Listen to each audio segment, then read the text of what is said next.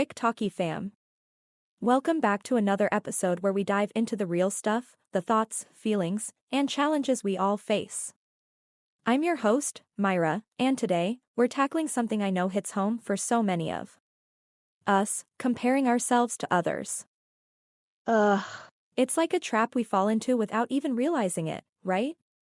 Scrolling through social media, seeing someone's highlight reel, or even just watching a coworker nail a presentation, and suddenly, you're wondering, why am I not there yet?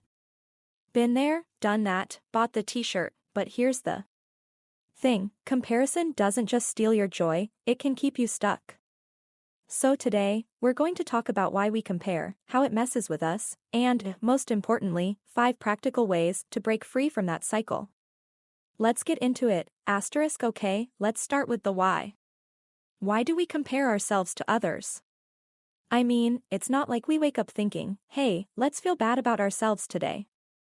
But it happens. Psychologists say it's wired into us. Back in the day, comparing ourselves to others helped us survive in tribes, figure out where we stood, you know? But now, it's less about survival and more about feeling like we're not enough. And let's be real, social media doesn't help. It's like a 24/7 highlight reel of everyone else's best moments. Their vacations, their promotions, their perfect avocado toast. Meanwhile, I'm over here burning my toast and wondering if I'm doing life wrong. Comparison can make us feel small, stuck, or like we're falling behind. But here's the truth, you're not behind. You're on your journey, and it's unique. So, how do we stop this comparison trap?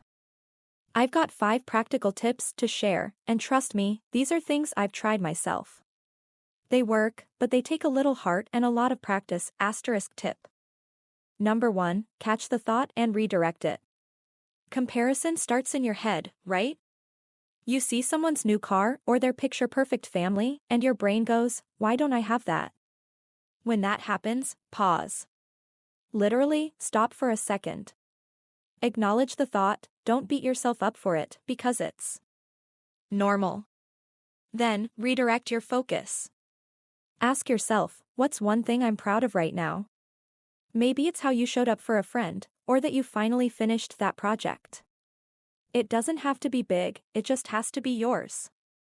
This little mental switch helps you focus on your own lane. Tip number 2, curate your inputs. Okay, this one's huge. If you're constantly scrolling through feeds that make you feel less than, it's time to hit that unfollow button. I'm not saying you need to live in a bubble, but be intentional about what you're letting into your brain. Follow accounts that inspire you, that make you feel uplifted, not inadequate. And it's not just social media, think about the people you spend time with. Are they lifting you up or subtly making you feel like you're not enough? Surround yourself with people who celebrate you, not compete with you. Your vibe attracts your tribe, right? Tip 3, practice gratitude like it's your job. Okay, maybe not that intense, but hear me out. When you're grateful for what you have, it's harder to focus on what you don't. Try this every morning, write down 3 things you're thankful for. Could be your cozy bed, your dog's goofy smile, or the fact that you made it through a tough week. Gratitude shifts your perspective. It's like putting on glasses that help you see your life's beauty instead of its gaps. I started doing this a year ago, and let me tell you, it's a game changer. Tip 4, celebrate your wins, big and small. We're so quick to cheer for others, and that's awesome, but what about cheering for you? Did you get out of bed today even though you felt overwhelmed? That's a win. Did you finish a task you've been dreading? That's a win. Keep a little win journal on your phone or a notebook. Jot down one thing every day that you're proud of. Over time, you'll see how much you're growing, and it'll be harder to feel like you're falling short. Plus, it's like giving yourself a high five, and who doesn't love that? And finally, tip 5, embrace your unique story. This one's my favorite, because it's about owning who you are. No one else has your experiences, your passions, your quirks. That's your superpower.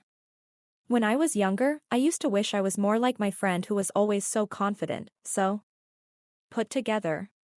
But over time, I realized my messy, curious, try everything self. That's what makes me, me. So, lean into what makes you unique. Your path doesn't need to look like anyone else's, because it's yours. And that's enough. So, quick talkie fam, here's the deal: comparison is a habit, but it's one you can break. It starts with small steps, catching those thoughts, curating your inputs, practicing gratitude, celebrating your wins, and embracing your story. You don't have to be perfect at this. I'm not. But every time you choose to focus on you instead of someone else, you're taking back your power. And that feels pretty darn good. Alright, that's it for today's episode. If this resonated with you, drop us a comment or share it with a friend who needs to hear it. And don't forget to subscribe to Quick Talkie for more real talk to help you navigate life's ups and downs. Until next time, keep shining in your own lane. You've got this.